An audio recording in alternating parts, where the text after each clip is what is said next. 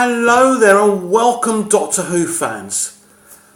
I don't want to be here doing this video. It's not something that I want to be doing. I want to be talking positively about Doctor Who, but I can't. I can't talk positively about Doctor Who because there's nothing positive to say, especially about Season 8. Now, when Doctor Who was relaunched, there was so much excitement by us original fans, but by the younger audience out there that had never watched Doctor Who before, because Russell T Davies knew how to do a Doctor Who for the 21st century, for the original fans and for the new fans. He put so much love in it, so much passion in it, and you could tell that by the episodes. And if you can't tell that by the episodes, you could certainly see the man's love and passion for the project over on BBC Three as soon as Doctor Who finished with BBC Confidential, which was the Doctor Who after show. He knew how to do the sci-fi element. He knew how to run the show, and it's not that he just ran a brilliant show that was written brilliantly and developed brilliantly. He knew how to run a television show. He knew how to handle his staff and the media and people that didn't like what he was doing. If people wanted him to explain something to them, he was very disarming. I loved the Russell T Davies era. I really did. It excited me as an amateur writer. Russell really inspired me to write my own versions of Doctor Who, my own stories. I've got a lot to thank that man for. I think the man's amazing. I thought his era was amazing. Then we got to the Stephen Moffat era. Now, Stephen Moffat decided to totally get rid of everything that Russell did. What that meant was that we had to get used to everything again. Now, people who love what Stephen Moffat's done with Doctor Who will argue, oh, well, yes, Doctor Who is an ever-changing universe, yada, yada, yada. Now, I eventually got used to Matt Smith. I got used to the way of what Stephen Moffat was doing. I enjoyed Season 5. I enjoyed Season 6. Season 7 was pretty bad, but it was still watchable and there was exciting moments. You still looked forward to watching the episodes. Now we come to Season 8. When Peter Capaldi was cast, we were all very excited that we would have a mature Doctor who took charge of his own show, of his own TARDIS, without some annoying female companion trying to steal his show every 5 minutes. Unfortunately, that hasn't happened. What we've had in Season 8 is the Clara show. I'm going to be honest with you, I don't look forward to Doctor Who anymore, and I never thought I would get to that position ever, especially with New Who. It was such an exciting show to watch. You got involved with the characters, with the stories. It was brilliant. But Season 8 hasn't been brilliant. All it has been Clara focused.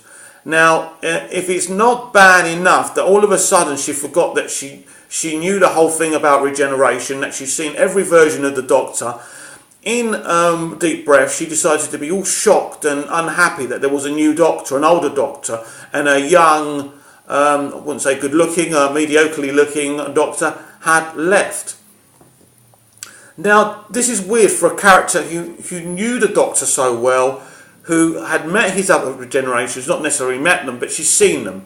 I mean, for Christ's sake, of one version of Clara met the first Doctor, William Hartnell. So, it didn't make any sense. But as we've gone on into the season, it's been more Clara-centric. This week, we got an episode called Flatline. Now, the episode Flatline, basically the TARDIS gets shrunk, the Doctor's stuck inside, and guess who's running the show and got the Doctor's sonic screwdriver? Yes, you've guessed it, it's your friend and mine, it's Clara. It's not about Jenna Coleman, not about the actress, it's about the writing and the development of this season. When Danny Pink was introduced, I was really excited. I thought we were going to have a mysterious character that we didn't know much about, we'd have to guess. It's just very quickly become Clara's boyfriend and another pointless character. And all we've been having is, I'm going to slap you, Doctor. I don't, go away. And then the following week, It shows you how forced and contrived it all was, because the following week she goes, yeah, I just had a wobble. You what? You've told the doctor you want to slap him, you've told him to go away and never to come back again, and now you're calling that an waffle. A waffle? A wobble. I can't even get my words out, I'm so annoyed. The truth of the matter is, as much as I kind of got used to Matt Smith in the end and did enjoy a lot of what Moffat did with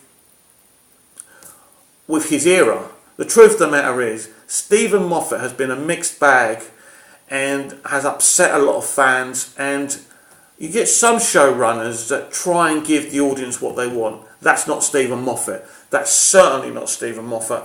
And now we are in a position where Doctor Who is at the lowest form of popularity since the show returned in 2005. And as I've said before, Russell T Davies, even if you don't like what Russell did, you must admit he knew how to run a show. He knew how to move on from something when it didn't work. You know, a lot of people moan about Rose and I love you, Doctor, but the truth of the matter is, when he knew it was time for her to go, he moved her on. Whatever you've heard about her wanting to leave, blah, blah, blah, the truth is, he was the boss of the show. And now, the thing is, people talk a lot about the companions, but really, it should be the Doctor we talk mostly about. It always seems like there's always a debate about the best companion, when really, the Doctor is the lead of the show. And if he's not, he should be.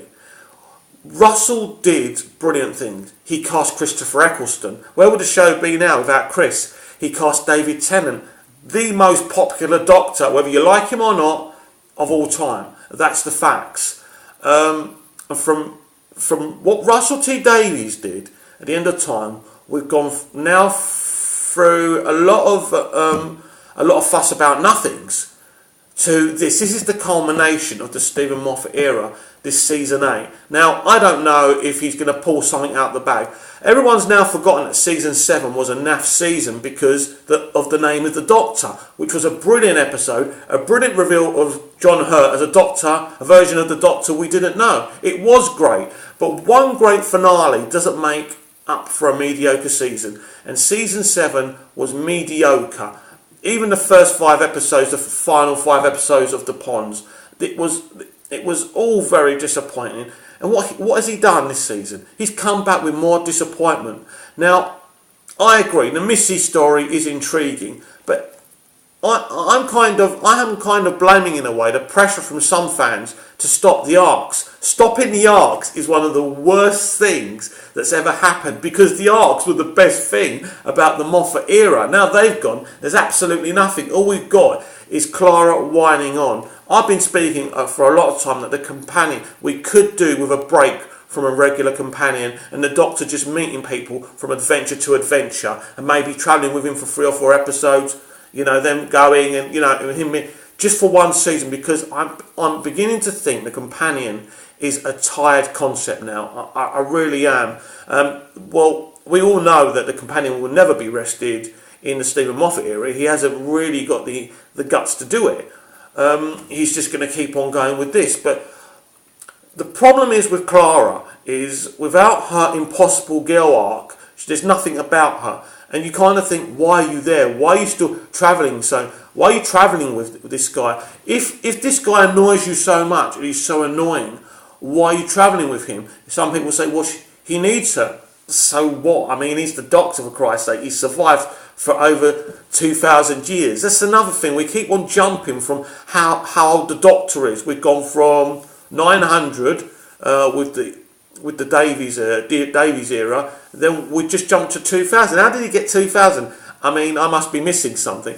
But the truth of the matter is that anyone who's watching this video is watching this video not for me, but because you love Doctor Who. If I wasn't talking about Doctor Who, you wouldn't be watching this video. We have to act now. We must start a national campaign to get Russell T Davies running this show again. It's extremely important.